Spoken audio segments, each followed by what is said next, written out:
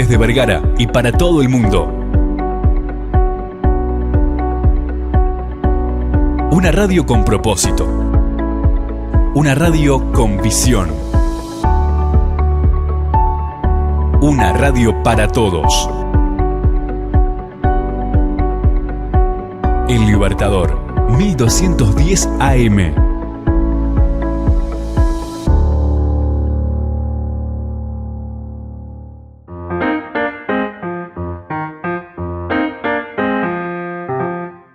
Libros, autores, lugares e historias. Los descubrirás en Para viajar lejos, con la docente y escritora María García Marichal.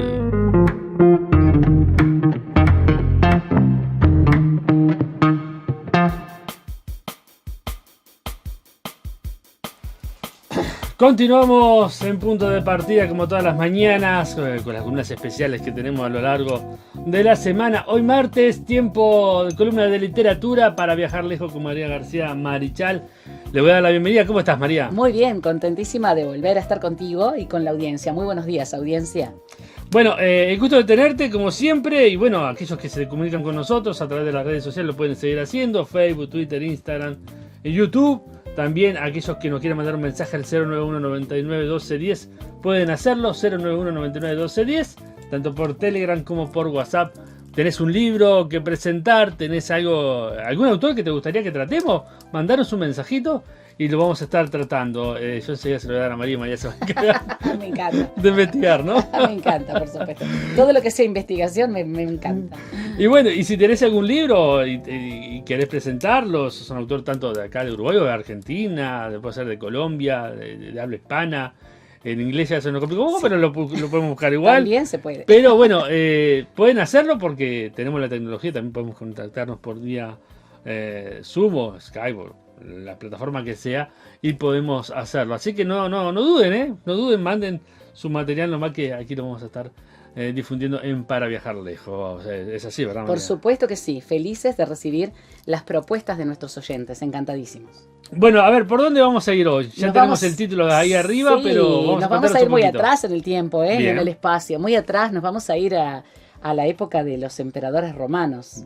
Y vamos a hablar de un filósofo estoico. Bien. Viste que la palabra estoico hoy en día puede sí, sí. resultar también un adjetivo. Sí, una persona sí, estoica. una persona dura, una persona... Exactamente, sí. una persona que tiene, digamos, parámetros muy fijos, muy firmes. Bueno, estamos hablando de Séneca, Bueno. justamente Séneca, el ejemplo, digamos, del estoicismo. Y vamos a hablar del estoicismo como corriente filosófica también. Bien, perfecto. Muy bien, entonces vamos a hablar un poquito de Séneca, que tiene una historia muy rica, pero que vamos a resumirla, porque si no podríamos estar 1 hora y media hablando de Séneca. No, por supuesto.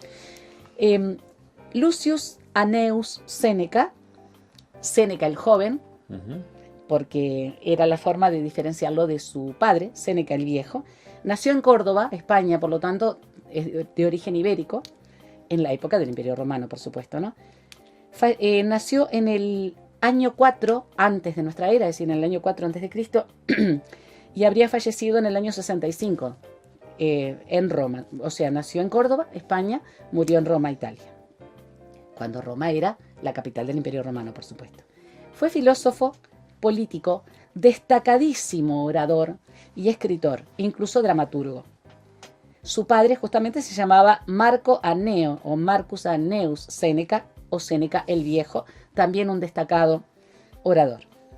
Séneca el Joven ocupó cargos políticos muy importantes en épocas bastante complejas en Roma. Fue cuestor, senador, pretor y cónsul. Fíjate durante qué gobiernos. Tiberio, Calígula, Claudio y Nerón.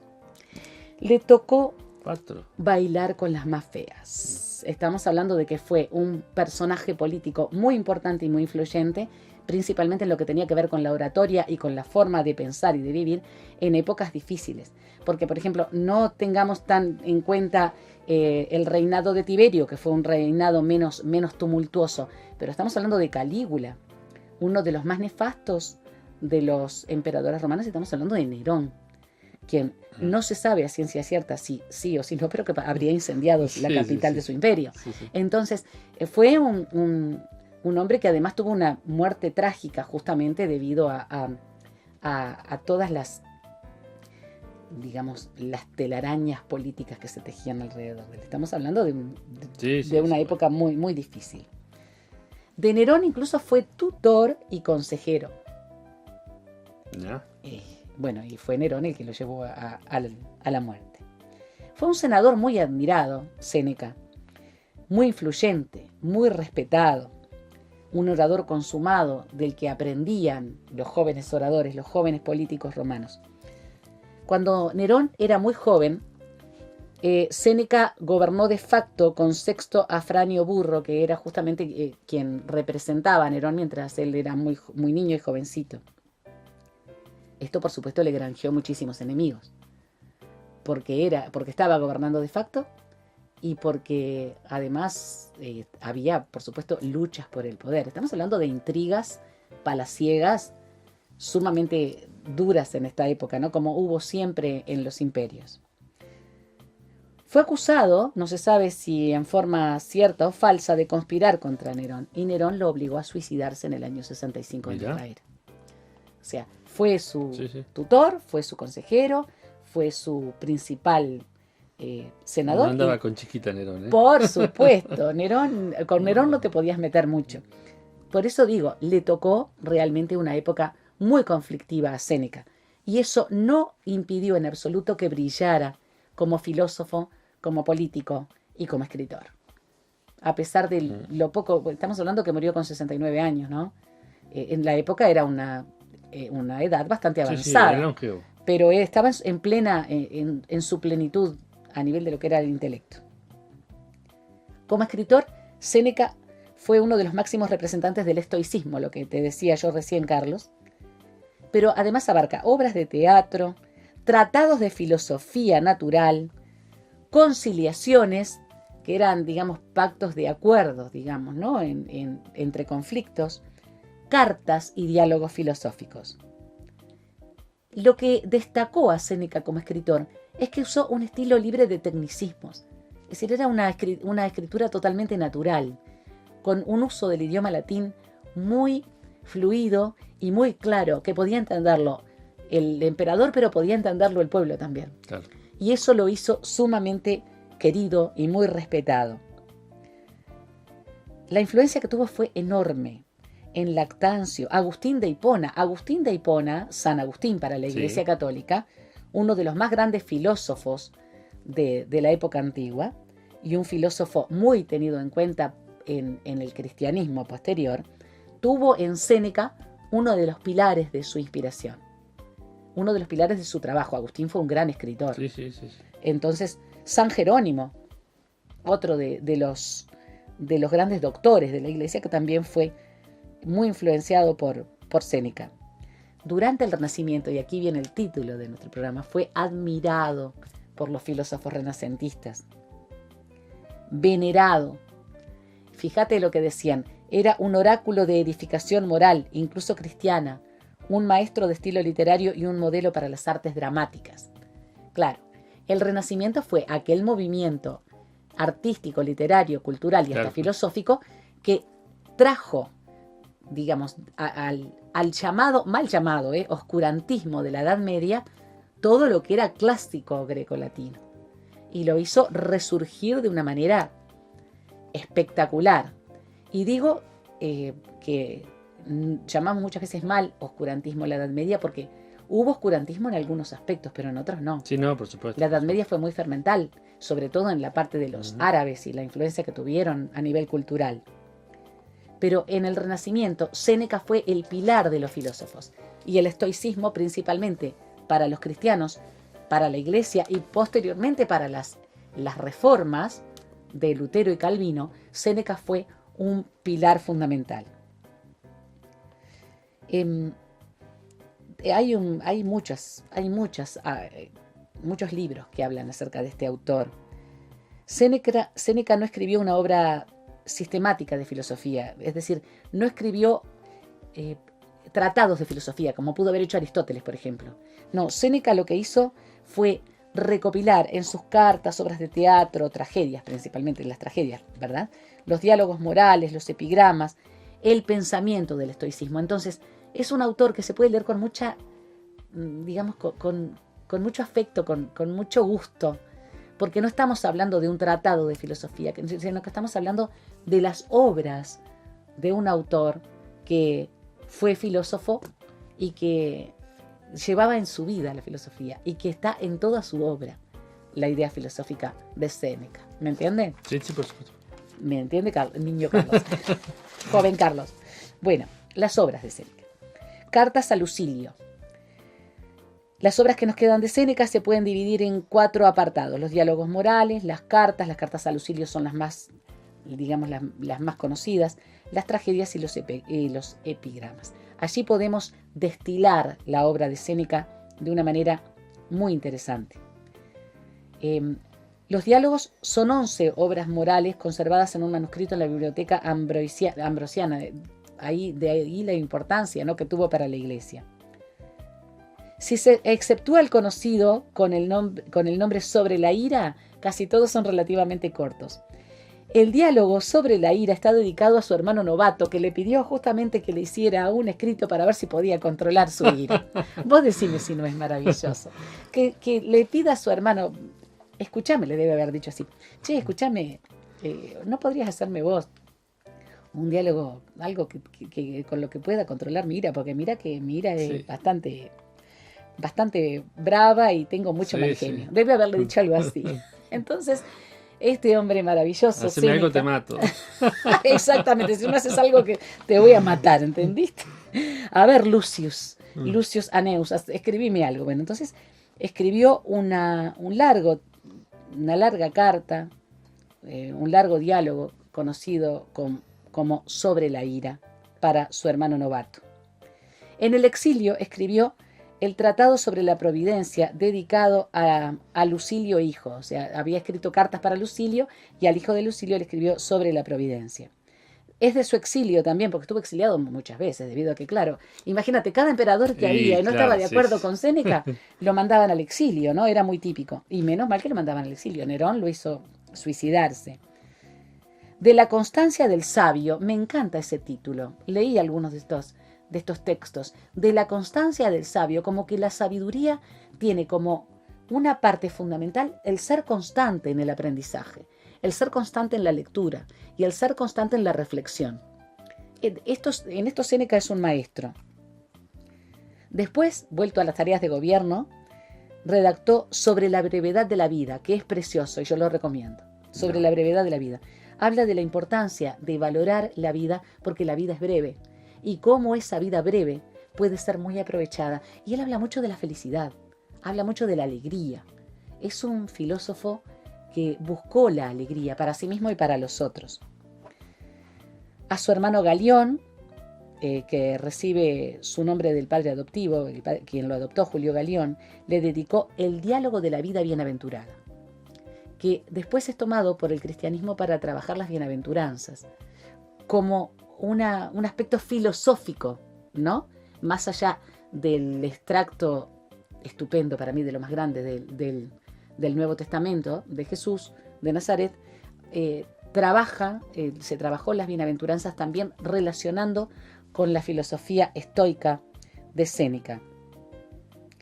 Después, cuando se retiró, durante un periodo en el que se retiró de la vida política, escribió Cuestiones Naturales, libro que dedicó a Lucilio también, y que trata sobre los fenómenos naturales. Y aquí mezcla la ética con la física, porque fue un estudioso de la naturaleza. Y fue un hombre muy, muy perspicaz con respecto a las leyes de la física. Estamos hablando de una época en que recién comenzaban los estudios, digamos, los estudios más sistemáticos, ¿no?, de la naturaleza. Escrita en prosa y en verso, pero aislada de las demás obras, está la Apocolosintosis, que me cuesta siempre decirlo, tiene una cantidad de sílabas, una sátira de la deificación de Claudio, con crítica política, malicia personal. Él no quiso mucho al emperador Claudio. Entonces, como a Claudio como que se lo deificó de alguna manera, él hace toda una campaña en contra de eso. Habla de que no se puede deificar a los humanos, pero además en este aspecto es muy satírico con Claudio el emperador, ¿no? De la obra poética de Séneca, las 10 tragedias son lo mejor que tienen la parte creativa e independiente. El periodo intermedio de la educación de Nerón, quien era un gran aficionado al teatro y a la declamación, tiene que ver justamente con la obra de las tragedias de Séneca, como que escribió mucha tragedia para que leyera Nerón, que había estado bajo su tutela, no olvidemos, ¿no? Que además Nerón, que era un ser muy complicado, estuvo desde chiquito bajo la tutela de personas que lo educaron. Increíble. Realmente. Esto habla justamente de que Nerón trató de educar, Séneca trató de educar a Nerón de la mejor manera que pudo, y las características de Nerón, incluso la salud mental de Nerón, no le permitieron obtener lo que pudo. Y claro, había además todos los que estaban en contra de la tutela de Séneca, todos aquellos que querían ser, digamos, los privilegiados dentro de lo que era el imperio en aquel momento. Parecen ser de su autoría, por la forma de estar escritas, da la impresión de que sí, Faedra, Troades, Tiestes, Phoeniceae, Medea, Odeipus, Agamenón y la locura de Hércules. Hércules o Etos y Hércules en la Eta da la impresión de que no fueran suyas, aunque se le atribuyen, y hay una que es apócrifa que se llama Octavia, es decir, se le atribuye a Séneca, pero aparentemente la escribió otra persona, y para que fuera, digamos, para que tuviera un impacto importante, se le atribuyó a Séneca. Vamos a hablar ahora de su idea filosófica, ¿no? Ahí va. El estoicismo. El estoicismo es una escuela filosófica que fundó Zenón de Sitio en Atenas a principios del siglo III a.C., es decir, estamos hablando de digamos, antes de lo que era la época de Pericles, la época del clasicismo griego. Es una filosofía de la ética personal, no es una filosofía de grupo, es una ética personal. Sí. Es decir, estoicos es porque lo elige la persona, no es porque haya una escuela de estoicismo. Esto quiero aclararlo, porque por eso fue tan importante en el Renacimiento. Claro. Y por eso fue tan importante para el cristianismo y para la Iglesia. Está basada en un sistema lógico y sus puntos de vista sobre el mundo de la naturaleza. Los estoicos creían que todo alrededor operaba según una ley de causa y efecto que dotaba al universo de una estructura racional. De ahí Spinoza, posteriormente, el filósofo Spinoza, de quien vamos a hablar en algún momento, y cómo Spinoza fue tan importante para lo que fue el estudio de la naturaleza de los cristianos. Y no solamente hablo de la Iglesia Católica, hablo también de las iglesias de la Reforma. Y Spinoza como el filósofo de los sabios del siglo XX. Cuando a Einstein le preguntaban si creía en Dios, él decía, creo en el Dios de Spinoza. Y el Dios de Spinoza estaba fundamentado en el estoicismo, en que todo el cosmos funciona según reglas físicas que son producto de la idea de Dios, digamos, son producto de la voluntad divina, de la voluntad de Dios. Pensaban los estoicos que no podemos controlar lo que pasa a nuestro alrededor, pero sí podemos controlar lo que pensamos sobre lo que pasa a nuestro alrededor. Entonces, en lugar de imaginar una sociedad ideal, estamos pensando en una sociedad que está vinculada a los fenómenos naturales. Es también el estoicismo muy importante para la ecología. Los estoicos, los nuevos estoicos, sí, los que se llaman estoicos del siglo XXI, son también ecologistas. Es una doctrina filosófica muy especial, es muy avanzada la del estoicismo, pero quiero aclarar que cuando hablo de Zenón de Sitio, el ateniense, fue muy superado después por Séneca, ¿no? Como que Lucius Annaeus Séneca va a ir mucho más allá con el estoicismo. Decía Séneca que como seres racionales, el objetivo del humano es alcanzar, basándonos en la tolerancia y en el autocontrol, la eudaimonía o felicidad o bienaventuranza. De ahí la importancia que tiene en la articulación de la idea de alegría de Séneca, de la idea de buscar la felicidad.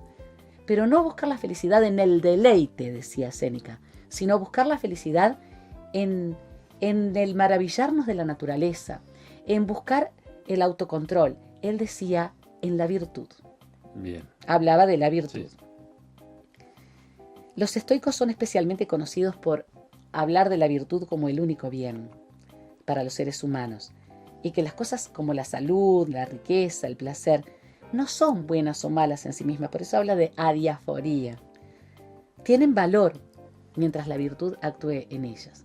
Es decir, estamos hablando de algo muy ético, ¿no? Muy de formación de la personalidad del humano. En una época que era primero Atenas antes de Pericles, o sea, el siglo III ateniense, y posteriormente Séneca en la Roma imperial. Junto a la ética aristotélica, la tradición estoica constituye uno de los principales enfoques fundacionales de la ética de las virtudes. Y eso es muy importante. Los estoicos también sostenían que ciertas emociones destructivas, de ahí la ira, por eso Novato le pidió a su hermano que le hiciera una carta sobre el control de la ira. Hay emociones destructivas que anulan el juicio, decía Séneca, y las personas debemos cultivar la voluntad que esté de acuerdo con la naturaleza. Una voluntad que esté de acuerdo con la naturaleza y que no nos destruya, que nos permita autocontrolarnos. Permitir, fíjate qué idea que tiene mucho que ver con algunas corrientes psicológicas, que aquello que no podemos controlar no nos puede abatir, claro, sino que debemos buscar en aquello que podemos controlar, nuestra propia paz interior, lo que él decía, totalmente. El deleite, la felicidad. Sí. Es una idea muy avanzada, que incluso muchas corrientes psicológicas la trabajan. Los estoicos pensaron que la mejor indicación de la filosofía de un individuo no era lo que decía, sino cómo se comportaba. Y acá volvemos a lo que es el comportamiento como una forma de sembrar paz a nuestro alrededor, ¿no? Para vivir una buena vida, dicen los estoicos, hay que entender las reglas del orden natural. A mí me encanta el estoicismo, me encanta como idea filosófica. Se puede compartir o no, pero hay partes del estoicismo que son realmente interesantísimas para trabajar uno mismo. Bueno, Séneca, Epicteto enfatizaron mucho sobre la virtud es suficiente para la felicidad, cosa que por supuesto se puede discutir hasta el hartazgo, pero tiene mucho que ver con la forma de ser de las personas, ¿no? Como la forma de ser puede ser trabajada, nuestra conducta puede ser trabajada. Es muy, muy lindo lo que plantea. Por eso hay una cosa que yo quería hablar acá, la calma estoica. ¿Verdad que hablamos muchas veces de que, mira, fulano, tiene una calma estoica? Es un estoico, fíjate cómo se comporta. Yo he usado mucho estoico como adjetivo o estoica. Y muchas veces he dicho, cómo me gustaría ser más estoica de lo que soy. O llegar a la calma estoica. Bueno, esto tiene mucho que ver con el estoicismo como una corriente filosófica y con Séneca, nuestro filósofo de hoy. La calma estoica. Solo un sabio puede ser considerado verdaderamente libre, dicen los estoicos y los éticos radicales. Solo un sabio puede ser considerado realmente libre. O sea, para ser realmente libre hay que saber. ¿Te acuerdas cuando lo que yo le decía a mis alumnos? Que el conocimiento es poder. No está muy alejado de Séneca, ¿eh? Y no. No está muy alejado de Séneca. Entre los seguidores del estoicismo está el emperador Marco Aurelio, que fue un estoico desde el punto de vista filosófico y en su manera de ser y de vivir. Y en el Renacimiento aparece el neoestoicismo.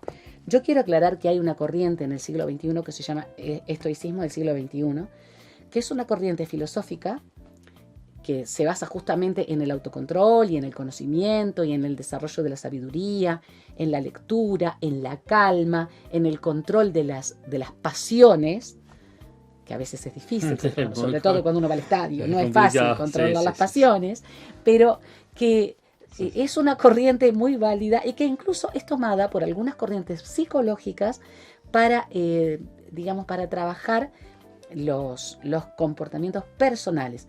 Vuelvo a lo que Séneca plantea dentro de todas sus obras, porque quiero aclarar y quiero volver a reiterarlo. No escribió tratados de filosofía, sino que la filosofía de Séneca está en toda su obra, en todo lo que escribió. Que el estoicismo es personal. Es una corriente filosófica que va a lo que es la persona y el cultivo de la personalidad de uno, del individuo, lo que no significa que no pueda después compartirlo grupalmente. Sí, no, se entiende, se entiende. Pero que es algo, digamos, único e irrepetible. ¿Vamos a leer algo? Por supuesto. De los escritos Siempre de Séneca. leer. Hay un libro que es una extracción de las muchas obras de Séneca, de la parte principalmente de sus cartas, de sus conversaciones, y no de sus obras, no de sus tragedias, no de sus obras teatrales. Y aquí quiero leer, se llama Los 7 libros de la sabiduría, lo pueden encontrar incluso en las plataformas. Y dice el capítulo 16: consiste, pues, la verdadera felicidad en la virtud. ¿Y qué te aconsejará esta? Que no juzgues por bien o por mal lo que te sucediere sin virtud o sin culpa, y que después de esto seas inmóvil del bien para el mal, y que en todo lo posible imites a Dios. Y por esta pelea, ¿qué se te promete? Cosas grandes, iguales a las divinas. A nada serás forzado, de ninguna cosa tendrás necesidad. Serás libre, seguro y sin ofensa. Ninguna cosa intentarás en vano. En ninguna hallarás estorbo. Todo saldrá conforme a tus deseos. No te sucederá cosa adversa, y ninguna contra tu opinión o contra tu voluntad. Pues, ¿qué diremos? ¿Es, por ventura, la virtud perfecta y divina suficiente para vivir dichosamente? Pues, ¿por qué no lo ha de ser? Antes es superabundante, porque ninguna cosa le hace falta al que vive apartado de los deseos de ellas, porque ¿de qué puede necesitar aquel que lo juntó todo en sí? Mas con todo eso, el que camina a la virtud, aunque se haya adelantado mucho, necesita de algún halago de la fortuna mientras lucha con las cosas humanas y mientras se desata el lazo de la mortalidad. Pues ¿en qué está la diferencia? En que los unos están asidos, presos y amarrados, y el que se encaminó a lo superior, levantándose más alto, trae la cadena más larga. Y aunque no esté de todo punto libre, pasa plaza de libre. Fíjateos cómo plantea la libertad también como un producto, como un resultado de la sabiduría y del cuidado de lo que es, digamos, parte de la personalidad de uno mismo.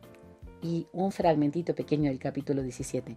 Quiero aclarar que estos capítulos están separados así para la facilidad del lector, Claro, claro. no como los escribió Séneca.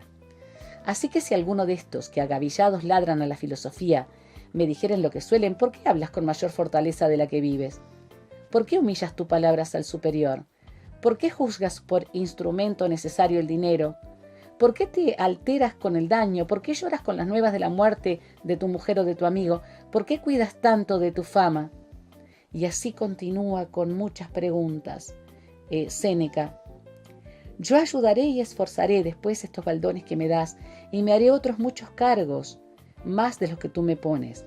Pero por ahora te respondo, no como sabio, sino para dar pasto a tu mala voluntad, y no lo yerro. Lo que de presente me pido a mí no es el ser igual a los mejores, sino el ser el mejor de los malos. Bástame al ir cercenando cada día alguna parte de mis vicios y castigando mis culpas. No he llegado hasta ahora a la salud, ni llegaré tan presto. Busco para la gota, ya que no los remedios, a lo menos fomentos que la disminuyan, contentándome con que venga menos veces y que me amenace menos fiera, y así, comparado con la ligereza de vuestros pies, soy débil corredor.